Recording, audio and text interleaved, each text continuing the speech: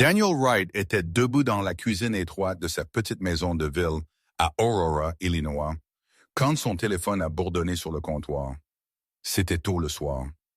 Les fenêtres étaient entr'ouvertes pour laisser entrer l'air doux du printemps et l'odeur de sauce tomate persistait encore du dîner.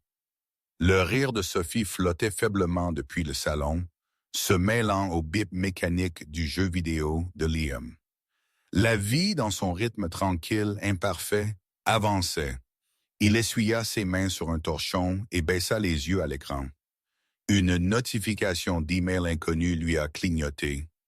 Objet invitation. Gala du 15e anniversaire de Hell Dynamics. Le nom seul a serré quelque chose dans sa poitrine. Il a hésité avant de l'ouvrir comme si le simple acte de taper l'écran pourrait déchirer quelque chose de longtemps scellé. Quand il l'a finalement fait, une carte numérique élégante a rempli l'affichage, lettres dorées minimalistes bleu foncé, le genre d'esthétique réservé pour les compagnies qui mesuraient le succès en 7 chiffres en jet privé. Au bas du message était une signature qu'il n'avait pas vue depuis des années. Emily Hale, anciennement Emily Wright, les doigts de Daniel se sont enroulés autour du téléphone. Cher Daniel Marcos et moi serions honorés si vous vous joignez à nous au gala du 15e anniversaire de Hell Dynamics ce vendredi soir au Palmer Grand Hotel. Nous serions ravis que vous soyez là pour célébrer cette étape avec nous. Cordialement, Emily. Il relut la ligne, savourant lentement chaque mot comme quelque chose d'amer laissé trop longtemps sur la langue. Honoré. Célébré. Cordialement. La politesse se sentait répétée, stérile, comme une apologie corporative rédigée par un conseiller juridique. Il n'y avait aucune mention du passé, aucune référence aux années qui l'avaient sculpté jusqu'à l'os et l'avaient forcé à se reconstruire pièce par pièce. Aucune reconnaissance du silence qui a suivi son départ, les papiers de divorce soudains, la terreur tranquille d'élever 2 enfants seuls tout en prétendant aller bien.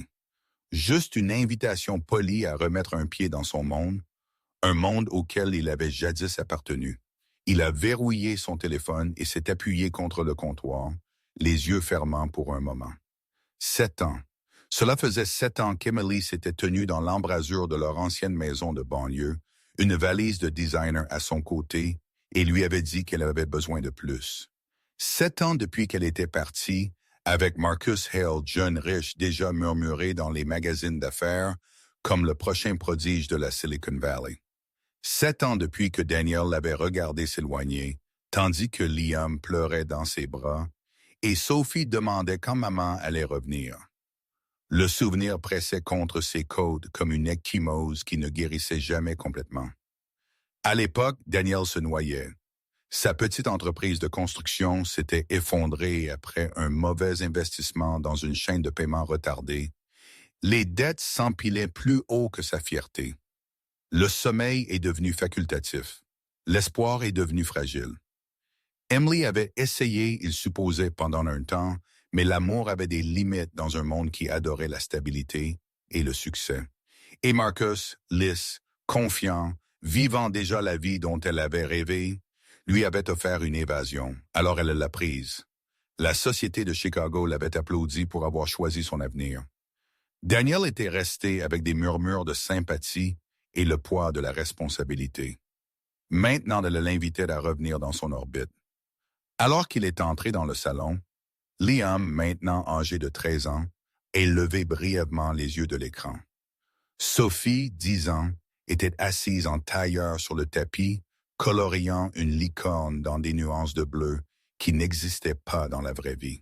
« Papa, pouvons-nous avoir de la glace plus tard ?» demanda Sophie sans lever les yeux. « Peut-être, » dit-il doucement. Ses yeux s'attardèrent sur leur visage plus longtemps que d'habitude. C'étaient les 2 encres qui l'avaient empêché de sombrer entièrement. Les 2 raisons pour lesquelles il avait continué à avancer même quand cela semblait inutile. Il est retourné à la cuisine et a rouvert l'email. Vendredi, Palmer Grand Hotel, gala cravate noire. Il pouvait déjà l'imaginer. Lustre en cristal, flûte à champagne, rire poli à la perfection. Emily, dans une robe ajustée, Marcus à ses côtés, entouré d'exécutifs qui parlaient en chiffres et acquisitions, et lui, l'ex-mari qui avait échoué, l'homme qui avait été laissé derrière. Une lente expiration quitta sa poitrine. L'invitation n'était pas à propos de la réconciliation. Il comprenait cela instinctivement. C'était une démonstration, une comparaison, renifle une manière subtile, socialement acceptable de lui montrer ce qu'elle avait gagné et ce qu'il avait perdu. Une humiliation enveloppée de velours. Il a presque supprimé l'email, mais son pouce a hésité. Il y a 7 ans, il aurait dit non. La fierté, la douleur et la peur l'auraient éloigné. Mais 7 ans l'avaient changé.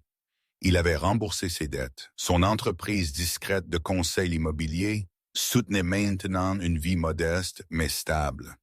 Il ne courait pas après le luxe. Il courait après la paix. Et il avait trouvé quelque chose de proche de ça. Peut-être que ce n'était pas une invitation. Peut-être que c'était une opportunité de fermer une porte qui ne s'était jamais vraiment fermée. Plus tard cette nuit-là, après que les enfants étaient endormis, Daniel s'assit seul sur le bord de son lit. La lueur de son téléphone illuminait la pièce sombre, alors qu'il tapait une courte réponse. « Merci pour l'invitation. J'y assisterai. » Il fit une pause, puis ajouta « J'emmènerai Liam et Sophie. » Il ne savait pas pourquoi il avait écrit cela. Peut-être était-ce l'instinct. Peut-être était-ce de la défiance. Peut-être était-ce simplement la vérité de ce qu'il était devenu. Il envoya le message à travers la ville dans un penthouse surplombant le lac Michigan. Emily Hale lirait bientôt ces mots, et tout ce qu'elle pensait avoir laissé derrière elle commencerait à s'agiter à nouveau. 7 ans plus tôt, la maison sur Maplewood Drive sentait encore la nouvelle peinture et la lessive à la lavande. C'était le genre de maison de banlieue tranquille que l'on disait aux jeunes familles de rêver. Revêtement blanc, un porche étroit avec une balançoire. Daniel l'avait installé lui-même un week-end quand il croyait encore que les week-ends étaient pour construire un avenir au lieu de réparer les erreurs. À l'intérieur, la lumière du soleil se déversait sur les planchers de bois pâle et les photos de mariage encadrées tapissaient le couloir comme des promesses gelées. Emila avait autrefois aimé cette maison, ou peut-être avait-elle aimé l'idée de ce qu'elle était censée devenir. À l'époque, Daniel Wright portait encore des chemises boutonnées repassées et avait des cartes de visite qui disaient propriétaire Wright Home Solutions. Sa petite entreprise de construction et de rénovation se portait assez bien. Pas spectaculaire, mais stable. Ils payaient leur hypothèque à temps. Ils planifiaient des voyages d'été. Ils parlaient d'ajouter une 2e salle de bain. Puis vint de l'affaire qui changea tout. Un promoteur à Naperville avait offert à Daniel ce qui sonnait comme un contrat révolutionnaire, rénovant un complexe d'appartements vieillissants en unités locatives modernes. C'était plus grand que tout ce qu'il avait géré auparavant, mais il avait faim. Fatigué d'être juste assez, il a contracté un prêt commercial. Il a embauché des travailleurs supplémentaires. Il a signé des contrats qu'il n'avait pas encore pleinement appris à ne pas faire confiance. Le promoteur a disparu 3 mois plus tard. Les paiements ont cessé. Les matériaux étaient déjà commandés. La paie devait encore être honorée. Ce qui a commencé comme un problème temporaire de trésorerie est devenu une avalanche silencieuse. Daniel a vendu son camion, puis ses outils, puis sa fierté. Il n'a pas tout dit à Emily au début. Il lui a dit que c'était une mauvaise passe. Il lui a dit qu'ils iraient bien. Il lui a dit la vérité par morceaux, espérant pouvoir la réparer avant qu'elle n'arrive complètement. Mais le stress a une façon de fuir dans tout. Il rentrait tard. Ses yeux étaient toujours fatigués. Il tressaillait quand le téléphone sonnait. Le rire qui vivait autrefois facilement entre eux s'est aminci en politesse. Emily a remarqué qu'elle avait 31 ans, toujours belle de la manière dont les femmes le sont quand elles n'ont pas encore appris comment la déception remodèle leur reflet. Elle avait quitté son emploi en marketing après la naissance de Sophie, se promettant qu'elle retournerait travailler une fois que les choses se seraient stabilisées. Au lieu de cela, elle s'est retrouvée à plier le linge en regardant les flux de médias sociaux remplis d'anciens amis de collège, achetant des lofts à Chicago et postant des dîners sur les toits sous des guirlandes lumineuses. Leur vie a commencé à lui sembler petite. Pas mauvaise, petite, et petite dans son esprit semblait être un échec. C'est alors que Marcus Hale est apparu de nouveau, s'éclaircit la gorge. Ils s'étaient connus à l'université à peine. C'était le gars charmant qui semblait toujours traverser des pièces en route vers un meilleur endroit. Il lui avait envoyé un message décontracté sur LinkedIn la félicitant d'être devenue mère de 2 enfants. La conversation avait été inoffensive au début, légère, nostalgique, puis curieuse, puis personnelle. Marcus parlait de sa start-up, de son bureau en centre-ville, de son emploi du temps de voyage. Il envoyait des photos de coucher de soleil sur l'horizon prises depuis son balcon. Il lui demandait ce qu'elle faisait maintenant. Elle a dit « Je reste à la maison avec les enfants ». Il a dit « C'est noble, mais tu as toujours eu de plus grands rêves que ça ». Elle a lu ce message plus d'une fois, au moment où Daniel a finalement confessé à quel point les choses étaient mauvaises. Emily avait déjà commencé à s'éloigner émotionnellement. Ces mots n'ont pas atterri sur un terrain neutre. Ils ont atterri sur un cœur qui comparait déjà. La nuit où il a admis qu'il pourrait perdre l'entreprise. Elle n'a pas pleuré. Elle est devenue silencieuse. Elle a commencé à dormir avec son téléphone sous son oreiller. Quand Marcus a proposé de la rencontrer pour un café juste pour se rattraper, Delle s'est dit que c'était inoffensif. Quand elle s'habillait mieux pour ces matins-là que pour les nuits de rendez-vous avec Daniel, elle a dit que c'était une coïncidence. Il a fallu 3 mois pour que la ligne invisible devienne quelque chose qui ne pouvait plus être ignoré. Daniel l'a découvert de la même manière que beaucoup de gens le font maintenant par accident et timing. Emily avait laissé son ordinateur portable ouvert sur le comptoir de la cuisine en pressant Sophie pour l'école. Une notification de message a clignoté à travers l'écran. « Je déteste que tu doives rentrer chez lui. » Il a fixé les mots plus longtemps qu'il ne l'avait voulu. Il n'a pas crié quand il l'a confronté. Il n'a même pas élevé la voix. Il a demandé doucement s'il y avait quelqu'un d'autre. Ne pas nier.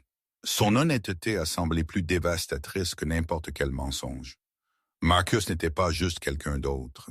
Il était une possibilité, une porte, une version de vie qui n'incluait pas les avis de retard scotchés au réfrigérateur ou les conversations sur la vente de la voiture. En quelques semaines, elle a dit à Daniel qu'elle partait, ne prenait pas de pause, n'avait pas besoin d'espace. Partait, s'éclaircit la gorge. Elle l'a encadré comme clarté, comme autopréservation, comme choisissant un avenir pour elle-même et les enfants, même si elle n'a pas pris les enfants avec elle. Marcus vivait dans un condo de luxe non conçu pour les histoires du soir et les dinosaures en plastique. Il voyageait constamment. Emily s'est dit qu'elle les installerait plus tard. Daniel s'est tenu dans l'embrasure de la porte et l'a regardé rouler sa valise jusqu'à l'allée. Liam avait 5 ans. Sophie avait 3 ans. Ils ont pleuré. Emily les a serrés dans ses bras, a promis des visites, a promis des appels, a promis que ce n'était pas un au revoir. Elle n'a pas promis qu'elle reviendrait. Les papiers de divorce sont arrivés 3 semaines plus tard, signés et propres. Emily a épousé Marcus en 6 mois. Daniel a regardé sa nouvelle vie fleurir en ligne.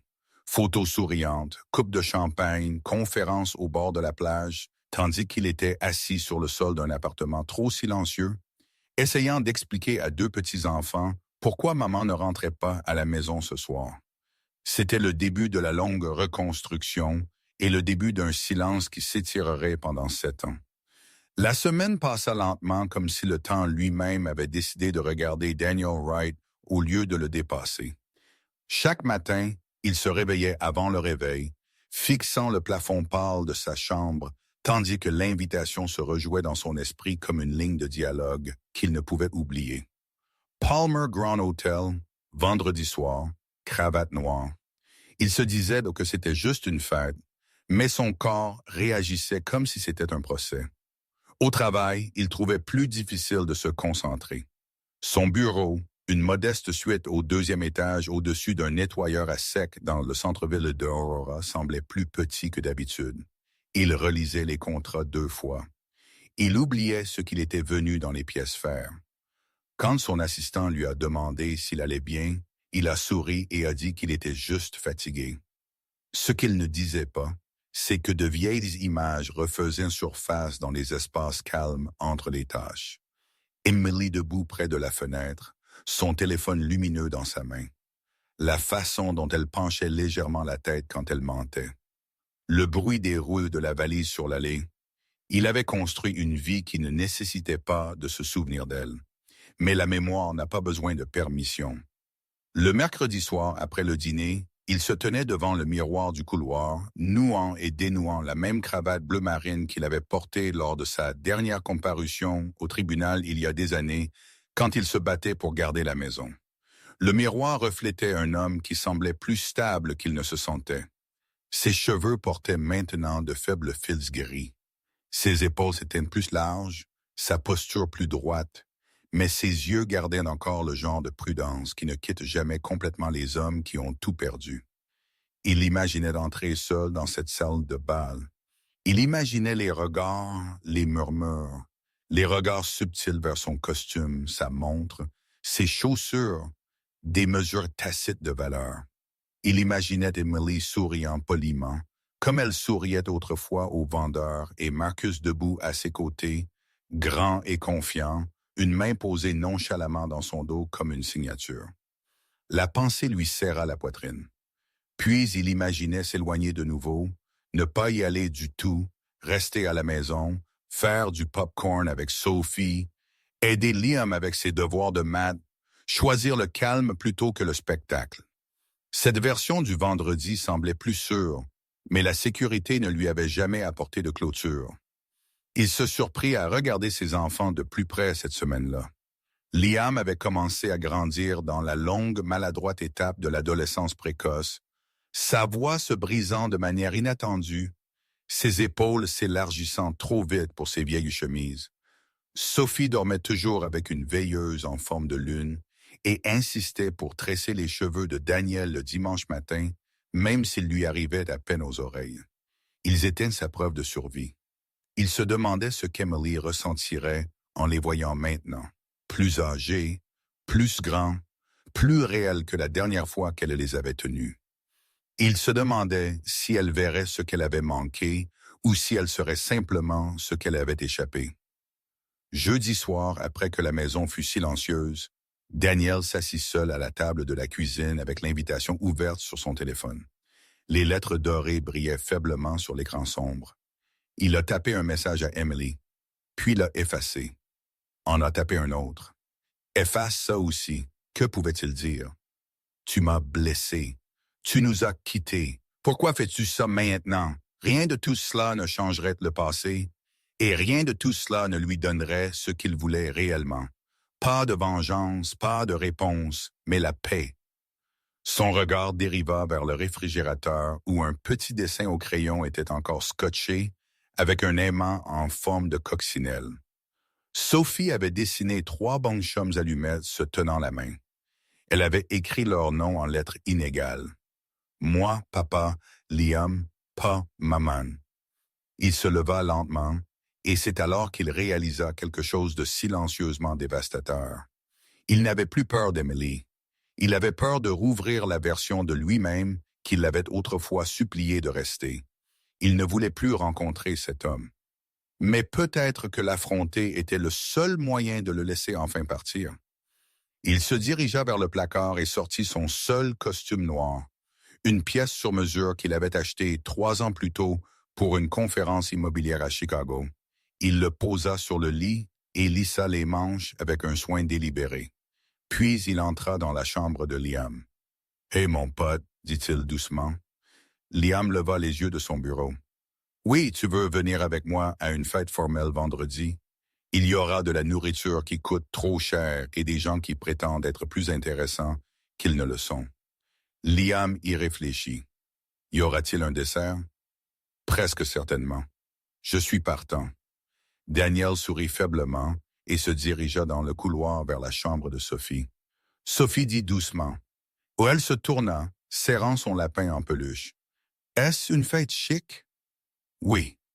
Est-ce que je peux porter ma robe bleue? Il hocha la tête. Alors oui. Daniel recula dans le couloir et sentit quelque chose s'installer dans sa poitrine. Pas de confiance, mais de la préparation. Il retourna à la cuisine, prit son téléphone et n'envoya aucun message. Il n'en avait pas besoin. Vendredi arrivait, et avec lui la porte à quelque chose qu'il avait porté trop longtemps. Vendredi soir arriva habillé de vert doré. Le Palmer Grand Hotel s'élevait au-dessus de Michigan Avenue comme un monument à tout ce qui scintillait, miroitait et murmurait la richesse. Ses hautes fenêtres reflétaient la lente combustion du soleil couchant, et les voituriers se déplaçaient avec une précision chorégraphiée sous le port cochère. Une musique douce flottait à travers les portes tournantes, se mêlant au murmure des invités arrivants et au léger tintement des flûtes à champagne. Une berline noire s'arrêta au trottoir. Daniel sortit le premier. Son costume était simple, bien ajusté, mais discret, anthracite plutôt que noir de jet. Il ajusta ses poignets d'un mouvement calme et pratiqué qui venait d'années à apprendre à paraître, mais sans particularité, dans des pièces qui mesuraient la valeur et l'éclat. Renifle. Puis il se retourna vers la voiture. Liam grimpa ensuite, maladroit mais sincère dans son blazer emprunté, essayant de ne pas trébucher sur ses propres pieds. Sophie suivit, sa robe bleue frôlant ses genoux, ses cheveux tressés proprement comme elle aimait. Daniel prit chacune de leurs mains. Ils restèrent là un instant, trois silhouettes contre l'entrée lumineuse, ressemblant à quelque chose que l'hôtel n'avait pas prévu.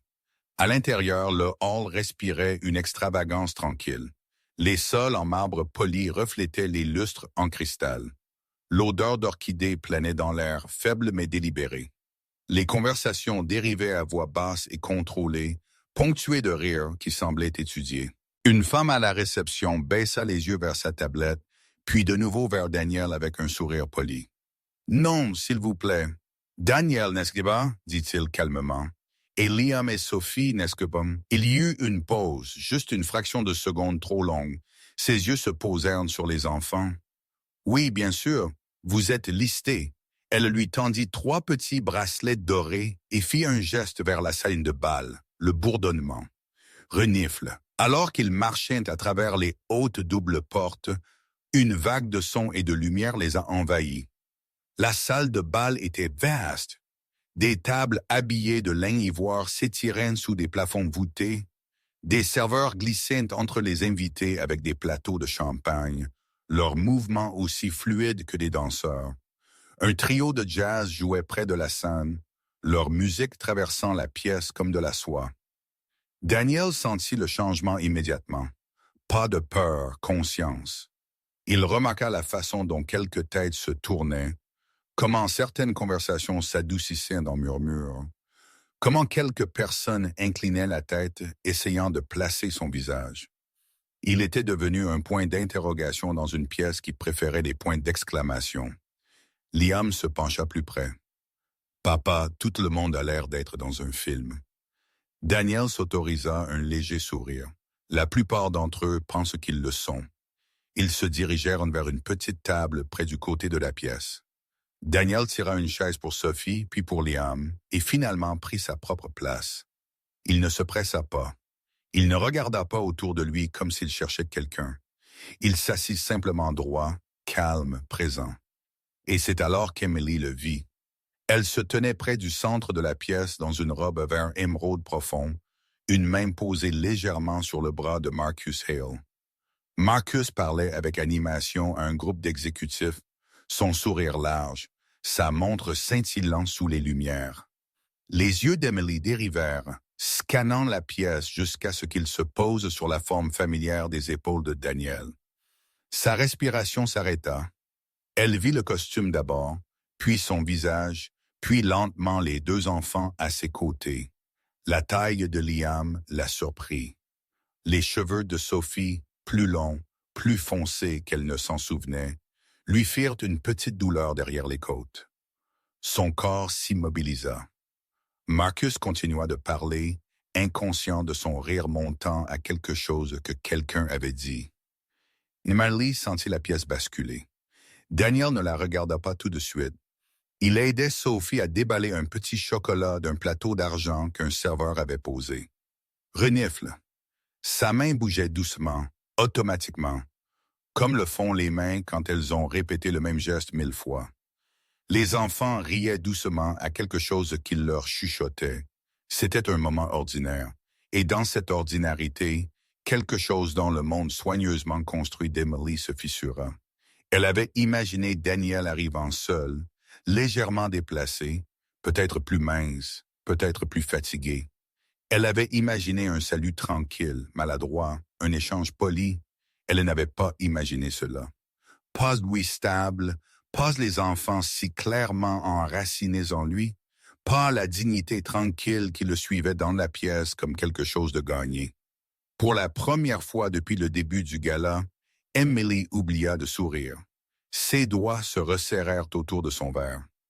Et quelque part sous les lumières de cristal et la musique sélectionnée, une vérité qu'elle avait évitée pendant 7 ans commença à monter, inattendue et indéniable. Daniel Wright n'était pas venu pour être vu. Il était venu déjà entier. Emily resta très immobile. Son sourire resta figé, mais il n'atteignait plus ses yeux. Le verre de champagne dans sa main trembla juste assez pour qu'elle le remarque, et elle resserra sa prise comme si cela pouvait stabiliser quelque chose de plus profond que ses doigts. À travers la salle de bal, Daniel se pencha légèrement vers Sophie, écoutant attentivement alors qu'elle lui chuchotait quelque chose. Il hocha la tête sérieusement, puis sourit, une expression douce qui n'appartenait autrefois qu'à Emily. Liam s'assit en arrière dans sa chaise, elle a paniqué son chaise. L'air déjà plus grand qu'elle ne s'en souvenait, ses épaules larges sous sa veste, son regard alerte et observateur. Ce n'étaient pas des fragments d'une vie qu'elle avait laissée derrière elle. C'était une vie qui avait continué sans elle. Marcus suivit finalement son regard.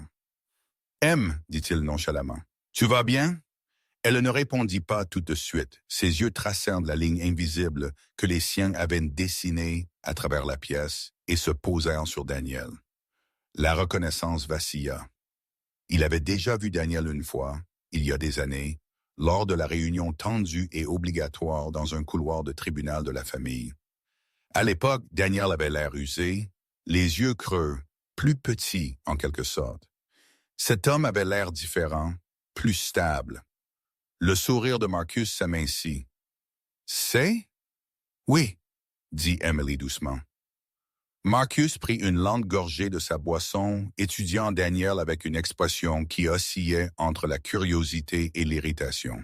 « Je pensais que tu avais dit qu'il ne viendrait pas. »« J'ai dit, je ne pensais pas qu'il le ferait, » répondit-elle. « Et les enfants, » demanda Marcus, « je ne savais pas qu'il les emmènerait. » Les mots avaient un goût d'étrange dans sa bouche, comme s'il l'accusait de quelque chose qu'elle ne s'était jamais avoué. Autour d'eux, la fête continuait, inconsciente de la faille invisible se formant sous sa surface polie. Des serveurs passaient, les rires montaient et descendaient. Le trio de jazz glissa vers une mélodie plus douce, mais Emily avait l'impression que la pièce s'était réduite à un point impossible. Marcus posa son verre. « Eh bien, » dit-il légèrement, « c'est inattendu. » Son ton suggérait que c'était une complication, pas une réunion. Emily déglutit. « Je devrais aller dire bonjour. » Marcus la regarda brusquement. « As-tu besoin de le faire? » « Oui, » dit-elle trop rapidement. Elle bougea avant qu'il ne puisse répondre, se faufilant à travers des groupes d'invités, ses talons claquant faiblement sur le sol de marbre. Chaque pas lui semblait plus lourd que le précédent. Daniel ne la remarqua que lorsqu'elle fut à quelques mètres. Il leva les yeux. Leurs regards se rencontrèrent. Le temps ne ralentit pas comme les films le promettaient. Il s'aiguisa simplement. Emily vit les fines lignes au coin de ses yeux, la faible cicatrice le long de sa mâchoire due à l'accident qu'il avait eu il y a des années. La façon dont il était assis calme, composé, sans défense. Il vit la courbe familière de sa bouche maintenant entraînée à un sourire d'usage. La robe vert émeraude, le bracelet de diamant que Marcus lui avait donné pour leur 5e anniversaire. Salut, Daniel, dit-elle. Sa voix était douce, contrôlée. Emily, répondit-il. Le nom sonnait plus vieux dans sa bouche qu'avant. Pendant une seconde, aucun d'eux ne parla. Puis Sophie leva les yeux. Papa, murmura-t-elle, tirant doucement sa manche. Qui est-elle? La question tomba comme un verre brisé. Emily inspira brusquement. Daniel n'hésita pas. C'est ta mère, dit-il doucement. Sophie l'étudia, la tête penchée. Oh. Emily s'agenouilla légèrement, s'abaissant au niveau de Sophie, les yeux brillants de quelque chose dangereusement proche des larmes. Salut, ma chérie, dit-elle. Tu as tellement grandi. Sophie hocha la tête poliment. Papa dit que ça arrive quand on mange ses légumes. Quelques personnes à proximité rirent doucement, ne comprenant pas pourquoi les lèvres d'Emily tremblaient. « Et tu dois être Liam » ajouta Emily, se tournant vers lui. Il hocha la tête une fois. « Oui, madame », les mots firent. Daniel se leva de sa chaise, puis un changement subtil qui modifia la dynamique. Il ne la bloquait pas, mais il était présent, ferme, calme, inébranlable. « Merci pour l'invitation, » dit-il calmement. « Tu es venu, » dit Emily comme si elle n'avait pas tout à fait cru qu'il le ferait. « Tu m'as invité. » Marcus apparut à ses côtés, posant une main légèrement au bas de son dos. « Daniel, » dit Marcus, tendant une main. « Content de te voir, Daniel la prit. » Leur poignée de main fut brève et polie, mais Marcus sentit la force tranquille dans sa poignée et ne l'apprécia pas. « Vos enfants sont charmants, » ajouta Marcus. « Merci, » répondit Daniel. « Ils sont mon monde. » Les mots étaient simples. C'était aussi une ligne tracée clairement dans l'air. Emily sentit le poids de ce qui avait été dit et de ce qui ne l'avait pas été. Marcus sourit finement. « Nous sommes ravis que vous ayez pu venir. » Il y avait quelque chose de cassant dans son ton maintenant. Emily regarda entre les deux hommes. Elle réalisa soudainement et douloureusement que sa vie n'était plus divisée entre passé et présent. Elle était comparée, et la comparaison ne se déroulait pas comme elle l'avait imaginé. Quelque part en elle, une petite voix tranquille murmura ce qu'elle avait passé 7 ans à refuser d'entendre. Elle n'avait pas seulement quitté un homme, elle avait quitté un foyer. La salle de bal ne se tut pas, mais quelque chose en elle changea. C'était subtil un ajustement de posture ici, un regard maintenu une demi-seconde de plus là, mais Emily le sentit comme un changement de pression avant une tempête. Les gens commencèrent à remarquer ce qu'elle essayait de ne pas regarder. Les conversations se courbèrent en petits arcs curieux vers la table de Daniel. Des murmures le suivirent comme une brise qui prétendait ne pas exister. « C'est l'ex » murmura quelqu'un derrière une flûte à champagne. Les enfants lui ressemblent tellement. Je ne savais pas qu'elle avait des enfants. Elle les a laissés, n'est-ce que pas? Les mots n'étaient pas forts. Elles étaient pires que forts. Ils étaient polis. Emily se tenait avec Marcus près du bar, sa main posée sur le comptoir de marbre lisse. L'émeraude de sa robe se reflétait doucement dans le mur miroir derrière les bouteilles, mais elle ne pouvait plus se voir clairement dedans. Chaque fois qu'elle essayait, ses yeux glissaient vers Daniel et les enfants. Sophie riait de quelque chose qu'un serveur avait dit. Liam se penchait en avant, les coudes sur la table, parlant avec le sérieux attentif d'un garçon essayant de paraître plus âgé qu'il ne se sentait. Daniel écoutait, la tête légèrement penchée, attentif, présent. Non pressé, il ressemblait à un homme qui appartenait à sa vie. Marcus remarqua sa distance. « Tu n'écoutes pas vraiment, » dit-il doucement. « Je le suis, » répondit-elle, bien qu'elle n'eût pas entendu la dernière chose qu'il avait dite. Il se tourna vers elle, baissant la voix. « C'est distrayant. » Emily ne répondit pas. Marcus expira par le nez. « Tu aurais pu me dire qu'il venait avec eux. »« Je ne savais pas, » dit-elle. « Mais tu savais qu'il pourrait venir, oui. Et tu ne pensais pas que cela importerait. » Elle hésita. « Je ne pensais pas que ça ferait ça. » La mâchoire de Marcus se serra, comme quoi elle chercha le mot. Aucun d'eux ne se sentait en sécurité. « Comme si j'étais observé, » dit-elle finalement. Marcus laissa échapper un souffle discret et sans humour. « Eh bien, tu l'es, » C'est notre fête. Mais Emily savait qu'il voulait dire autre chose. Son sourire était plus fin maintenant, plus contrôlé. Sa main dans son dos se sentait moins comme un soutien et plus comme un placement. Elle dériva vers un groupe de connaissances, hochant la tête à travers de petites conversations qu'elle n'entendait pas. Des compliments sur le lieu lui passèrent. Des éloges pour la compagnie de Marcus résonnaient sans signification. Toutes les quelques minutes, ses yeux la trahirent et retournèrent à Daniel. Et à chaque fois, la douleur s'intensifia. Elle se retrouva à se souvenir de moments qu'elle avait enterrés. Daniel lisant des histoires du soir avec des voix ridicules. Daniel arpentant le couloir avec Sophie pressée contre son épaule à 2 heures du matin. Les mains de Daniel rugueuses de travail, tressant soigneusement les cheveux d'Emily quand elle le lui demandait. Ses mains lissaient maintenant la manche de Sophie, réajustant le col de Liam. Elle s'était dit qu'elle était partie parce qu'elle le devait. Maintenant, elle n'était plus sûre de ce qu'elle était partie. Marcus se pencha. « J'ai besoin que tu sois concentré ce soir, » murmura-t-il. Les investisseurs regardent. « Je sais. » Ses yeux s'attardèrent sur son visage. « Tu as l'air troublé. » Elle força un sourire, juste surprise. Il se redressa. « Eh bien, la surprise ne nous va pas bien. » Le mot nous sembla soudainement étroit. Emily s'excusa et entra dans le couloir à l'extérieur de la salle de bal. Le bruit s'estompa derrière des portes lourdes. Le tapis étouffa ses talons. Les lumières étaient plus faibles ici, plus chaudes, plus douces. Elle pressa sa paume légèrement contre le mur et ferma les yeux. Sa poitrine était serrée. Elle pensa à la dernière fois qu'elle avait embrassé le front de Liam avant de partir pour le condo de Marcus.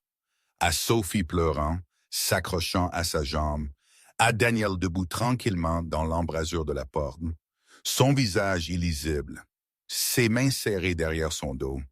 Elle s'était convaincue qu'ils iraient tous bien. Les regardant maintenant, elle n'était pas sûre pour qui ce mensonge avait été. La porte derrière elle s'ouvrit brièvement alors que quelqu'un sortait, puis se referma. Le murmure des voix revint, faible et distinct. Emily ouvrit les yeux. Elle réalisa avec une clarté accablante que la vie qu'elle avait construite commençait à se fissurer sous le poids de la vie qu'elle avait abandonnée. Et la partie la plus terrifiante était celle-ci. Elle n'était pas sûre de mériter de se sentir entière plus. Emily attendit que les discours se terminent. Les applaudissements traversèrent dans la salle de bal, alors que Marcus descendait de la scène, serrant des mains et d'acceptant les félicitations.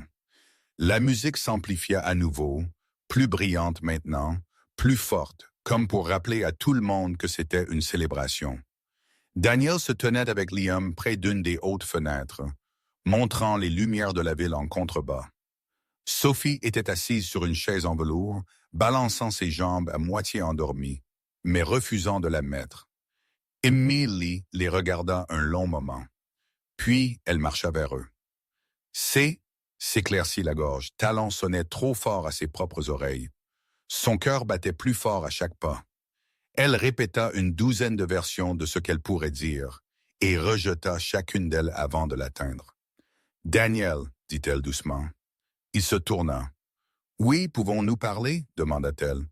Seul, il baissa les yeux vers les enfants. Liam rencontra ses yeux, lisant la question tacite. « Nous serons juste ici, dit Liam doucement, guidant Sophie vers une table voisine où attendait une assiette de dessert.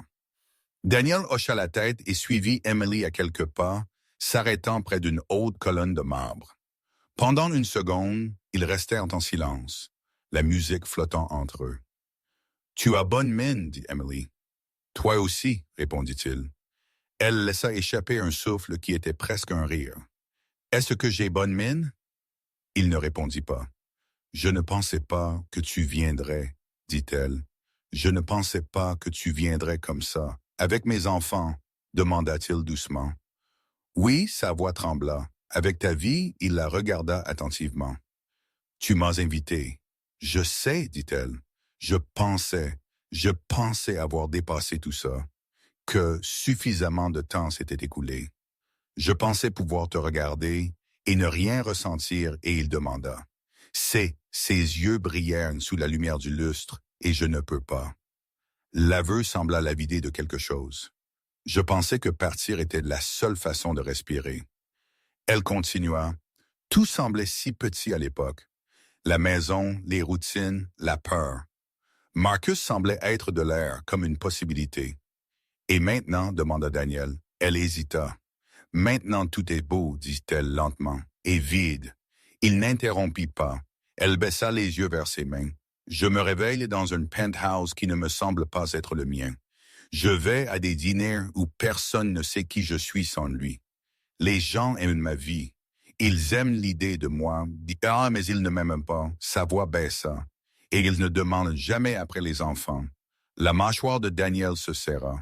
Je me dis que j'ai fait ce qui était le mieux, dit-elle. Je me dis que tu m'aurais noyé avec toi. Mais quand je te vois avec eux, je vois quelque chose que je ne peux pas acheter. Qu'est-ce que c'est? Demanda-t-il doucement. L'appartenance, murmura-t-elle. Le mot resta suspendu entre eux. Elle leva les yeux, les larmes finissant par couler librement. Je ne voulais pas te blesser comme je l'ai fait. Il prit une lente inspiration. Mais tu l'as fait. Oui, elle, dit-elle. Et je ne sais pas comment vivre avec ça. Il étudia son visage, cherchant quelque chose. Peut-être la femme qu'il aimait autrefois. Peut-être la réponse à une question qu'il portait depuis des années. « Regrettes-tu d'être parti ?» demanda-t-il. Elle hocha la tête. « Chaque jour. Et regrettes-tu Marcus ?» demanda-t-il. Son silence fut long. « Non, dit-elle finalement, mais je regrette ce que j'ai perdu pour le choisir. » Daniel détourna le regard vers la fenêtre, vers les lumières de la ville s'étirant sans fin dans la nuit. « Tu as choisi ta vie, dit-il, et j'ai choisi la mienne. » Mais elle s'approcha. « Y a-t-il une chance ?» Il leva une main, l'arrêtant doucement sans la toucher. « Il ne s'agit pas de seconde chance, dit-il doucement. Il s'agit de première responsabilité. » Sa respiration s'arrêta. « Je ne suis pas là pour te punir, continua-t-il. Et je ne suis pas là pour te sauver de tes choix. » Des larmes traçaient des chemins silencieux sur ses joues. « Je voulais juste que tu saches, dit-elle, que je ne t'ai jamais oublié, toi ou eux. » Daniel rencontra ses yeux à nouveau, stables et calmes. « Oublier n'est pas la même chose que rester, » répondit-il. Derrière eux, le rire de Sophie flottait faiblement à travers la pièce. Emily se tourna légèrement comme si le son la blessait. « Je suis désolé, » murmura-t-elle. Il hocha la tête une fois. Lui aussi. La musique s'adoucit alors que la soirée penchait vers ses vêtements. Les verres en cristal furent ramassés, les manteaux furent récupérés, les conversations se détendirent en rires fatigués et en au revoir polis. La salle de bal, autrefois lumineuse de son but, expira maintenant. Daniel se tenait près de l'entrée, boutonnant son manteau, tandis que Sophie s'appuyait endormie contre son flanc. Liam tenait sa main, ses épaules toujours carrées dans son blazer emprunté comme s'il avait grandi d'un pouce simplement en se tenant dans cet endroit. Emily les regarda de l'autre côté de la pièce. Marcus parlait avec un groupe d'exécutifs, son rire revenant, mais elle ne pouvait plus se joindre pleinement à lui. Son attention était attachée aux trois figures se préparant à partir. Daniel remarqua son regard. Il guida doucement les enfants vers les portes, puis s'arrêta. Emily s'avança avant de réaliser qu'elle bougeait. « Daniel, dit-elle une dernière fois. » Il se tourna. La pièce autour d'eux sembla plus silencieuse, comme si la nuit elle-même écoutait. « Je veux juste que tu saches, dit-elle, sa voix stable maintenant, mais fragile dessous en te voyant. En les voyant, s'éclaircit la gorge. Ça a changé quelque chose en moi. » Il hocha la tête. « Ça a changé quelque chose en moi aussi. » Elle chercha son visage. « Et qu'est-ce que c'est? » Il considéra la question pour un moment. « Que j'ai enfin fini d'attendre que quelque chose soit différent, » dit-il calmement.